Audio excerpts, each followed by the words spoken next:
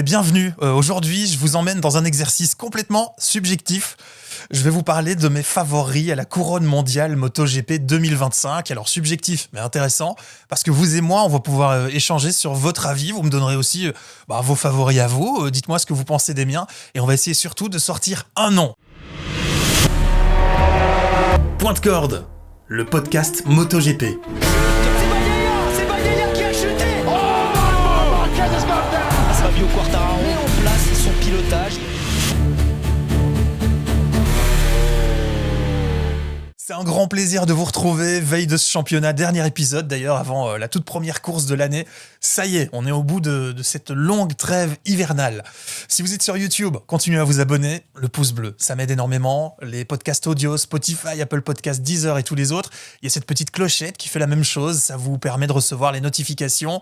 Quand vous êtes abonné au podcast, simplement, si je publie, vous recevez la notif et puis il y a vos évaluations. Là aussi, dites-moi ce que vous pensez du podcast et vos évals, elles m'aident énormément à être découvert par de nouvelles personnes comme vous qui arrivent pour ce nouveau sommaire de Point de Corde. Ouais, le sommaire du jour, il n'est pas bien compliqué. C'est un épisode, je vous le disais, subjectif, puisqu'on va échanger sur les pilotes qui, selon moi, ont le plus de chances de remporter la couronne mondiale MotoGP cette année et de succéder à Jorge Martin. Je vais même essayer de me mouiller un peu à la fin et de sortir un seul nom. Alors évidemment, maintenant, ça vaut pas grand-chose de sortir un nom parmi les favoris. On va quand même essayer de le faire et ça me permettra d'échanger avec vous sur vos favoris et sur les miens. Pas de grande surprise, le premier pilote dont je vous parle est un pilote Ducati, et c'est Francesco Bagnaia, le patron des Rouges. En tout cas, il va devoir le réaffirmer cette année que c'est lui le patron, mais fin de saison dernière, déjà, un point pour lui, c'est que dans l'adversité, il a montré qu'il pouvait faire preuve d'une grande force mentale. Alors malheureusement, après avoir fait trop d'erreurs, c'était trop tard. Son grand rival cette année est parti sur une moto qui, théoriquement, on va voir si ça se confirme, mais est moins compétitive. Ça lui enlève une sacrée épine hors du pied. Il va falloir qu'il fasse face à Marc Marquez qui arrive sur la piste et dans le box Ducati. La clé pour Pecco Bagnaia, ça sera de ne plus chuter. Il y en a eu trop l'an dernier. Il aurait pu être hyper dominant. Ça n'a pas été le cas à cause des erreurs. Mais il connaît parfaitement Ducati. Il a digéré sa défaite. Et on parle beaucoup de la cohabitation avec Marc Marquez dans le box.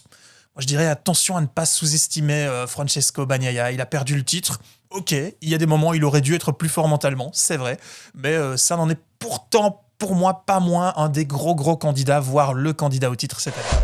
Alors, le deuxième de la liste, toujours pas de surprise, on est sur Marc Marquez, l'autre pilote Ducati. Voilà, c'est lui qui peut tout chambouler. On sait que Marc Marquez, il a ce truc en plus que les autres en général. Bon, il va falloir le confirmer, parce que là, maintenant, il a la même moto que Bagnaia.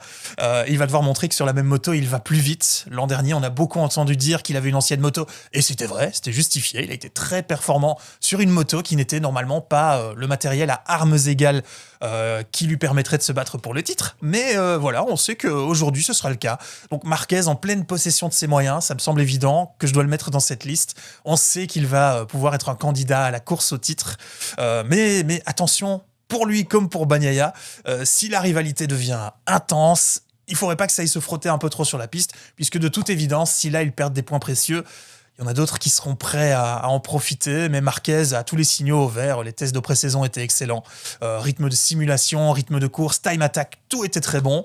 Il a l'expérience, en plus des grandes rivalités, donc ça ne doit pas beaucoup l'effrayer de se retrouver à côté de Pecco Bagnaia. Forcément, cette liste, je dois y mettre Marc Marquez. C'est que si les deux Ducati ne se perturbent pas, les deux Ducati officiels, ce sera forcément une de ces deux-là, Pecco Bagnaia ou Marc Marquez. Mais la liste, donc je vais la continuer avec Pedro Acosta. Alors je sais que beaucoup ne seront pas d'accord avec moi, vont dire qu'on fait des caisses de Pedro Acosta et qu'il doit encore prouver beaucoup de choses. Mais je pense sincèrement qu'Acosta va gagner des courses cette année. Il a été très fort en rookie, il a progressé très vite. Ça, c'est objectif, on peut pas le discuter, les résultats étaient là. Le voilà sur une machine officielle, il a un peu d'expérience. À voir les performances de la KTM, évidemment. Mais ses tests hivernaux sont encourageants, même plus, je pense. Il a été bon en tour rapide, ça devrait donner des premières lignes, c'est certain. Et on sait qu'en course, là, Acosta, il peut aller chercher quelque chose. Alors, il faudra qu'il tombe moins souvent. Il y a une période de la saison où il tombait pas du tout au début. Et il y a une période où ça chutait tout le temps. Ensuite, ça a été un peu irrégulier. Voilà.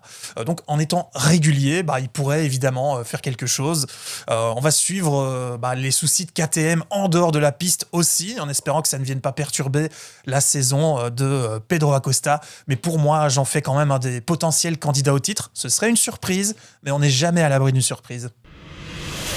Dans cette liste, impossible de ne pas ajouter le champion du monde sortant, Jorge Martin, sur la moto duquel il sera indiqué le numéro 1. Ça reste le champion du monde, on connaît son talent, on connaît la rapidité de Jorge Martin, et on sait qu'Aprilia a déjà été compétitif. D'ailleurs, les tests hivernaux ici sont très positifs. Bezzecchi a montré le beau potentiel de la machine, il a bien travaillé. Il a choisi des directions qui semblent fonctionner.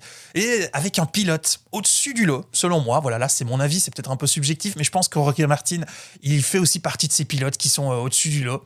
Après quelques courses, on devrait le voir devant. C'est une équipe qui a une nouvelle structure, qui est ambitieuse, et je pense qu'ils n'ont jamais eu un talent comme Jorge Martin sur leur moto. Donc là, on passe un step, ça donne un signal qui permet d'y croire. Alors, y croire de façon relative, on est sur une nouvelle moto, il y a la blessure de Martin qui va devoir revenir, se réadapter, on va voir comment il se sent, comment il arrive à appréhender cette nouvelle moto, mais s'il y arrive, ça pourrait, selon moi, être clairement un des candidats au titre. Je vais arrêter ma liste ici.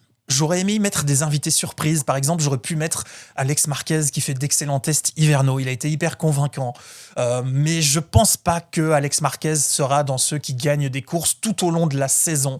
Là, on est sur la GP24 qui est au top de sa forme. Il a l'air d'être excellent sur cette GP24. Et je pense qu'il fera une excellente saison. Mais je l'imagine mal, ou en tout cas difficilement pour l'instant, jouer le titre.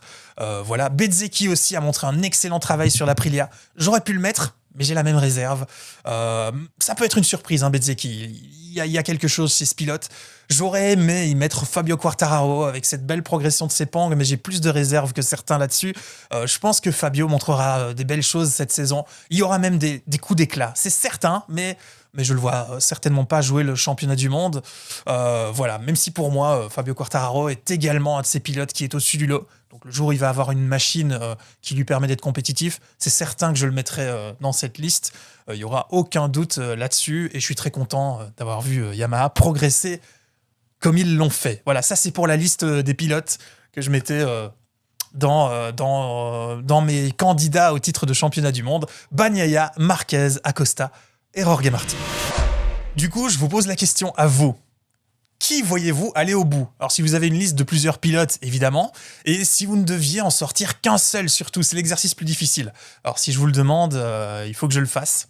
Et je vous avoue que même là, en le faisant, je reste avec une réserve. Alors, pour moi, de toute évidence, ça va être un des pilotes de la Ducati officielle. Je pense qu'il ne faut pas se leurrer.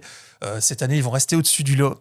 Mais Marquez ou Bagnaia, c'est là que ça devient difficile de choisir, parce que je pense que Bagnaia, il en a encore sur le coude, et la défaite qu'il vient de subir, je pense, va le rendre plus fort. Mais quand même, je vais miser Marquez. Marquez, il a faim depuis longtemps. Vous savez par où il est passé. Ça ferait une belle histoire. Alors, je vous cite d'ailleurs ce que Agostini a dit il y a quelques jours seulement. Marquez a plus faim que Bagnaia, et ça pourrait faire la différence. Alors, c'est assez difficile de savoir s'il a plus faim que Bagnaia. Bagnaia, c'est pas un pilote qui s'exprime de la même manière qu'un Marc Marquez, mais c'est en tout cas l'impression que ça donne, et je peux confirmer en tout cas que Marc Marquez sera en forme cette année. Donc c'est le nom que je vais sortir, mais vous avez vu, je reste quand même dans toutes mes hésitations, parce que je reste aussi convaincu que Pecco Bagnaia, il va être très fort cette année. Ceux qui disent qu'il va s'effondrer, moi j'y crois pas. Alors voilà, je n'ai pas la science infuse, mais on aura un gros duel, au terme duquel, allez, donc je mise donc sur Marc Marquez pour le titre de champion du monde. Voilà, continuez en tout cas dans les commentaires à me donner vos favoris, voire votre favori. Est-ce que vous partagez oui ou non mon analyse? Ça m'intéresse. Et puis, je vous invite, ceux qui sont sur YouTube, à vous abonner. Le pouce bleu aussi, c'est important. Les plateformes de podcast audio, vous pouvez aussi vous abonner avec la petite clochette. Quand il y a un nouvel épisode, simplement, vous recevez une notif. Comme ça, vous pouvez le regarder. Il y a les évaluations également. En laissant vos évaluations, vous me permettez d'être découvert par d'autres personnes qui, comme vous, vont rejoindre la communauté Pointe Corde. Pointe Corde, le prochain épisode, ça sera juste derrière la première course. On tiendra donc nos premiers vainqueurs à la fois du sprint et de la course du dimanche. J'ai déjà hâte d'en parler avec vous. Et puis, je vous le disais, à la fin du précédent épisode, c'est en train de se boucler. J'aurai bientôt l'occasion de vous proposer cet épisode avec un invité en format interview en face de moi. C'est un pilote, et un pilote belge. Voilà, c'est tout ce que je vous en disais, sans encore vous dévoiler qui j'aurai l'occasion de recevoir, mais j'ai vraiment hâte de vous présenter ce premier épisode interview qui, je l'espère, en annoncera encore bien d'autres derrière. Voilà, ça c'est pour les prochains rendez-vous. Je vous dis à bientôt pour un prochain épisode de Pointe Corde. Merci d'avoir écouté ce nouvel épisode de Pointe Corde. Pour ne pas manquer le suivant, abonnez-vous dès maintenant. Pointe Corde sur YouTube et toutes les plateformes de podcast audio. Spotify, Apple Podcasts, Deezer et encore bien d'autres. Suivez également Pointe Corde sur les réseaux sociaux, Instagram et Facebook.